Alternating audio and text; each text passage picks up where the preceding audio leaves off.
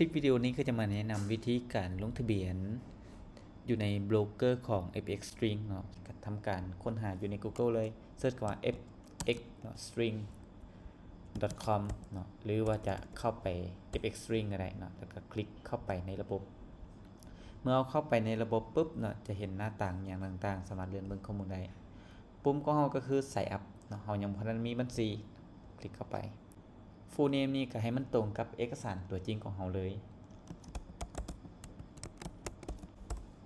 Gmail ของเราแม่นหยังเฮากับพิมพ์ตัวนั้นใส่เนาะตัวอย่างว่าข้อยจะใส่ Gmail ของข้อยก็คือตัวนี้โอเคจากนั้นก็ทำการป้อนรหัสผ่านเนาะรหัสผ่านของเราก็กำหนดเองเลยเมื่อเราป้อนข้อมูลครบถ้วนแล้วเนาะติ๊กถูกยอมรับเงื่อนไขกด next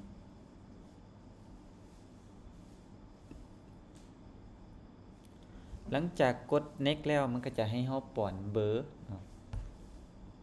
เราก็สามารถที่จะเลือกของเราเป็นเบอร์ลาวเนาะก็เลือกเป็นลาวเนาะปึ๊บ856จากนั้นก็ป้อนเบอร์ของเราใส่เนาะ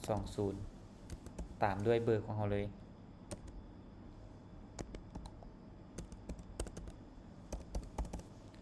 จำว่าตัวนี้เป็นเบอร์ที่เราใส่อยู่ปัจจุบันจากนั้นกด next เมื่อมันขึ้นคำว่า congratulation ให้เรากดที่ปุ่ม complete ปานนึง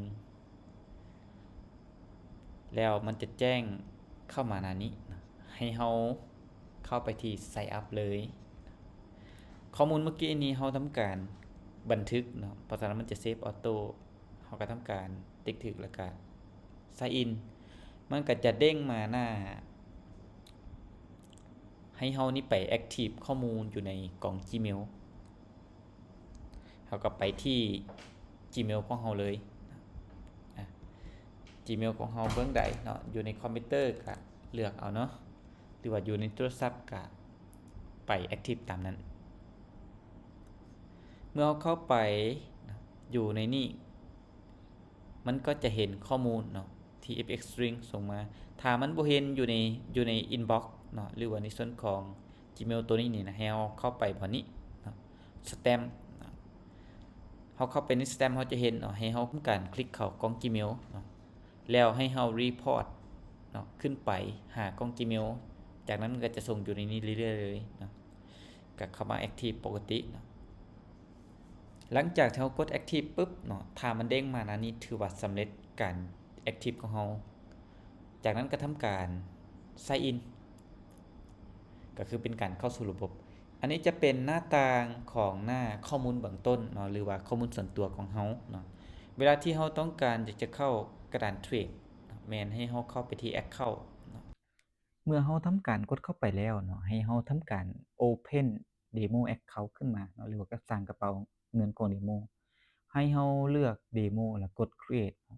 กรณีที่เราต้องการจะเข้าหน้าเทรดให้กดคำว่า go to trade มันก็จะแล่นเข้าไปหน้าเทรด